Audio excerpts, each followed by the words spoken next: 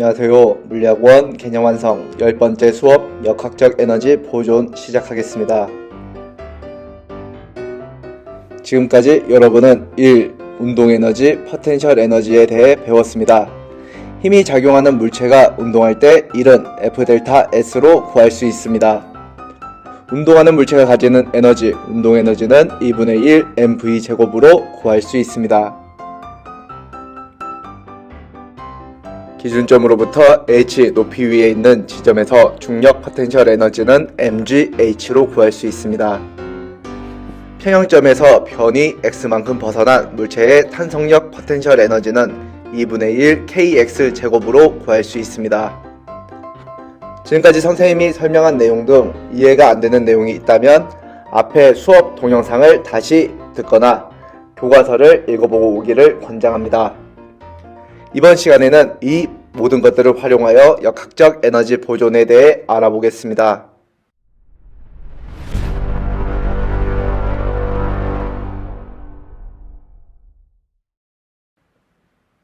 중력이나 탄성력이 작용하여 운동할 때 물체는 운동에너지와 포텐셜 에너지를 동시에 가집니다. 물체의 운동에너지와 포텐셜 에너지의 합을 역학적 에너지라고 부릅니다. 놀이공원에 있는 롤러코스터는 높은 곳에서 낮은 곳으로 내려갈수록 속력이 빨라집니다. 우리가 배운 내용을 떠올린다면 높은 곳에서는 중력 포텐셜 에너지가 높고 운동 에너지는 작습니다. 열차가 A에서 C를 향해 내려온다면 열차의 속력은 빨라집니다. 포텐셜 에너지는 감소하고 운동 에너지는 증가합니다. 이때 마찰과 공기 저항이 없다고 가정하면 운동 에너지와 포텐셜 에너지의 합은 일정합니다. 이것을 고급스럽게 역학적 에너지 보존이라 부릅니다.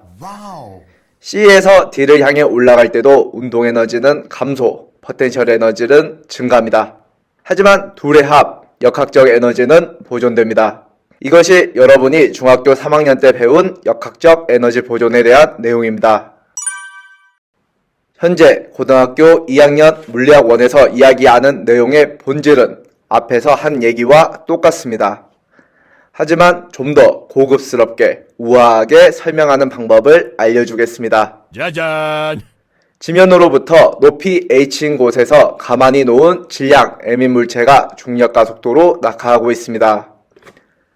낙하하는 동안 물체가 받는 힘은 중력분이고 높이가 h1, h2인 지점을 통과하는 순간 속력은 각각 v1 그리고 v2입니다. 여기에서 A에서 B까지, h1에서 h2까지 이동하는 동안 중력이 한 일을 구해봅시다. 운이 좋게도 여기에서 힘의 방향은 아래, 운동 방향도 아래로 갔습니다. 그렇다면 중력이 한 일은 그냥 힘과 변이를 곱해주면 됩니다.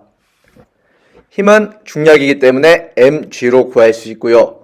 변이가 h1-h2이기 때문에 중력이 한 일은 mgh1-mgh2입니다. 여기에서 공기 저항이 없으므로 중력은 이 물체에 작용하는 알짜힘입니다. 알짜힘이 한 일은 뭐와 같았죠? 바로 운동에너지 변화량입니다. 나중 운동에너지 2분의 1 mv2 제곱 마이너스 처음 운동에너지 2분의 1 mv1 제곱으로 나타낼 수 있습니다. 여기에서 이항을 시켜서 한쪽에는 A의 높이와 속력만, 나머지 한쪽에는 B의 높이와 속력만 있도록 만들어 봅시다. 어디에서 많이 본 모습이죠. mgh1 플러스 2분의 1 mv1 제곱은 A 지점에서의 운동 에너지와 중력 포텐셜 에너지의 합, 역학적 에너지입니다. mgh2 플러스 2분의 1 mv2 제곱은 당연히 B 지점에서의 역학적 에너지입니다. 결론입니다. 중력만 작용할 때 A 지점과 B 지점에서 운동 에너지와 중력 포텐셜 에너지의 합이 같습니다. 이것이 바로 역학적 에너지 보존입니다. 참고로 위에서 구했던 중력이 한 일, mgh1-mgh2를 각각의 지점에서 포텐셜 에너지로 생각해 봅시다. 그렇다면 중력이 한 일은 무엇을 의미하나요? 포텐셜 에너지 차이긴 한데 처음 값에서 나중 값을 뺐기 때문에 마이너스 포텐셜 에너지 변화량이라 할 수 있습니다. 이걸 정리해주면 운동 에너지 변화량과 포텐셜 에너지 변화량의 합이 0이 된다는 사실도 알 수 있습니다. 문제를 풀 때 자주 사용하는 역학적 에너지 보존의 또 다른 형태입니다. 그렇다면 이 역학적 에너지 보존은 어디에 써먹을 수 있을까요? 여기 질량이 4kg인 물체를 지면으로부터 8m 높이 위에서 가만히 놓아 자유낙하 운동을 합니다. 선생님은 지금 바로 물체가 바닥에 도달했을 때의 속력을 구할 수 있습니다. 역학적 에너지 보존을 활용하면 됩니다. 지면을 기준점으로 잡는다면 8m 높이에서 포텐셜 에너지는 mgh를 이용해 구할 수 있습니다. 320줄이 나옵니다. 물리에서 가만히 놓았다는 말은 그 지점에서 속력이 0이라는 의미입니다. 속력이 0이니 운동 에너지도 0입니다. 그렇다면 포텐셜 에너지가 0인 지면에 도달했을 때 운동 에너지는 얼마가 될까요? 역학적 에너지 보존, 운동 에너지와 포텐셜 에너지의 합은 그대로 320줄이어야 합니다. 그렇다면 지면에서 운동 에너지는 320줄로 구할 수 있습니다. 운동 에너지식 2분의 1 mv 제곱을 이용하면 지면에서의 속력은 4 루트 10 m/s로 나옵니다. 이게 다라면 우리가 꼭 배울 필요는 없겠죠. 역학적 에너지 보존의 활용성은 무궁무진합니다. 여러분이 아무 위치, 아무 높이나 말해도 선생님은 그 지점에서의 속력을 구할 수 있습니다. 하지만 지금 선생님 옆에는 위치를 말해줄 사람이 없습니다. 그래서 그냥 선생님이 알아서 하겠습니다. 지면으로부터 7m 높이에서의 운동 에너지와 속력을 구해보겠습니다. 7m 지점에서의 포텐셜 에너지는 280줄이고 운동 에너지와 더하면 320줄이 되어야 합니다. 운동 에너지는 40줄이고 빠르게 머리를 돌려보면 속력은 루트 20m가 나옵니다. 역학적 에너지 보존을 이용하면 퀘스트 34, 35번에 나와 있는 어려워 보이는 예제들도 손쉽게 풀 수 있습니다. 영상이 끝나고 직접 풀어보면서 역학적 에너지 보존의 경이로움을 느껴봅시다.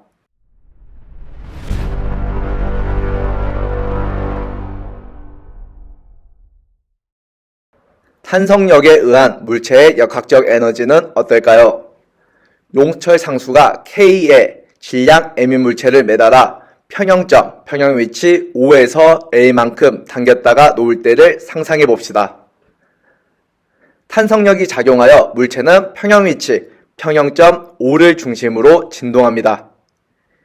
이때 용철은 평형점으로 돌아가며 변위가 감소합니다. 탄성력 포텐셜 에너지는 감소하고 운동 에너지가 증가합니다. 하지만 운동 에너지와 탄성력 포텐셜 에너지 둘의 합은 일정합니다. 바로 역학적 에너지 보존이죠. 용철은 평형점을 지나 압축될 때 포텐셜 에너지가 증가하고 운동 에너지는 감소합니다. 하지만 이때도 둘의 합 역학적 에너지는 보존됩니다. 평형점 5로부터 위치가 각각 x1, x2인 점 PQ를 지날 때 각각의 속력이 V1 그리고 V2입니다. P에서 Q로 물체가 운동하는 동안 탄성력이 한 일을 구해봅시다.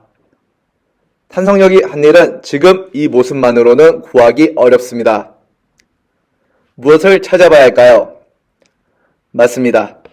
탄성력과 위치 사이의 관계를 나타내는 그래프가 있으면 좋겠죠. 짜잔! 이 그래프에서 면적을 구해보면 탄성력이 한 일을 구할 수 있습니다. 여기서 탄성력이 한 일은 2분의 1 kx1 제곱 마이너스 2분의 1 kx2 제곱입니다. 또 여기서 탄성력이 R자임이기 때문에 탄성력이 한 일은 운동에너지 변화량과 같습니다.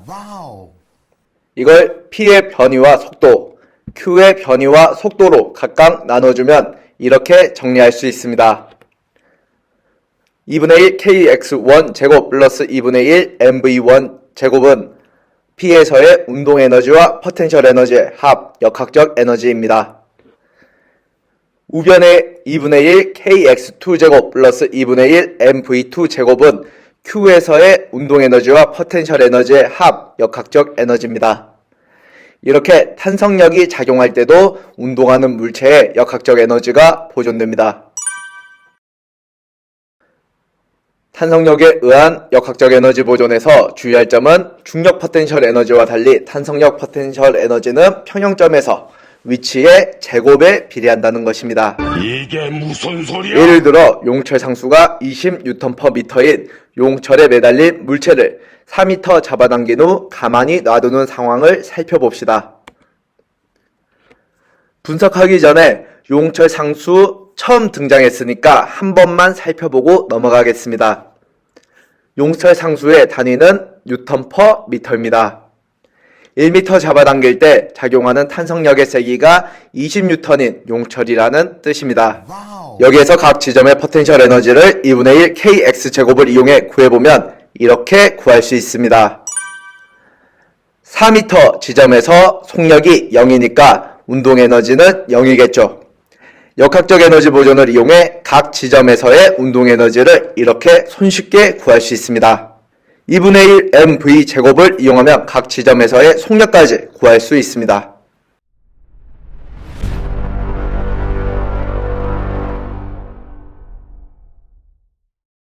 이제 현실로 돌아올 시간입니다. 물체의 역학적 에너지는 항상 보존되는 것이 아닙니다. 앞서 얘기했던 중력, 탄성력, 전기력 이외의 힘들이 일을 한다면 역학적 에너지는 감소합니다. 우리 주변의 물체들은 운동할 때 마찰력이나 공기저항 같은 운동을 방해하는 힘을 받습니다. 이러한 물체의 운동에서 역학적 에너지는 보존되지 않고 감소합니다. 높은 곳에서 공을 떨어뜨리며 바닥과 부딪히고 튀어오릅니다. 대부분의 상황에서 처음 높이만큼은 올라오지 못합니다. 공의 역학적 에너지의 일부가 공기저항, 바닥과의 충돌에 의해 열이나 소리의 형태로 변환되기 때문입니다. 미끄럼틀을 탈 때, 야구 경기 중 슬라이딩을 할 때 따뜻한 느낌이 드는 것도 똑같은 원리입니다. 그렇다고 해서 감소한 역학적 에너지가 소멸되지는 않습니다. 앞서 말했던 것처럼 역학적 에너지는 열이나 소리, 빛 등의 형태로 전환됩니다. 그래서 역학적 에너지가 감소하는 이러한 상황에서도 이들을 모두 합한 전체 에너지는 항상 언제나 보존됩니다. 역학적 에너지 보존에 대한 여러분의 시야를 넓혀주기 위해 퀘스트 33번 예제가 준비되어 있습니다. 참고로 선생님이 에너지를 가르칠 때 가장 좋아하는 문제이니 다음 시간에 꼭 풀어오도록 합시다. 운동 에너지 변화량은 1 에너지 정리를 이용해 각각의 작용하는 알짜힘을 이용해서 구할 수 있습니다.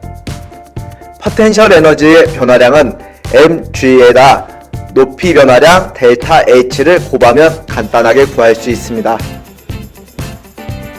퀘스트 36, 37번은 중력 포텐셜 에너지와 탄성력 포텐셜 에너지를 리믹스한 문제입니다. 당연히 이 두 에너지와 운동 에너지까지 모두 고려해줘야 문제를 해결할 수 있습니다. 당연히 다음 주에 나오면 함께 풀어보겠지만 그 전에 여러분이 풀기 위해서 노력한 기억이 있어야 이 내용을 제대로 이해할 수 있습니다. 퀘스트를 하나하나 풀어보면서 역학적 에너지 보존, 앞에서 배웠던 일과 에너지에 대해서 친해지는 시간을 가져보도록 합시다.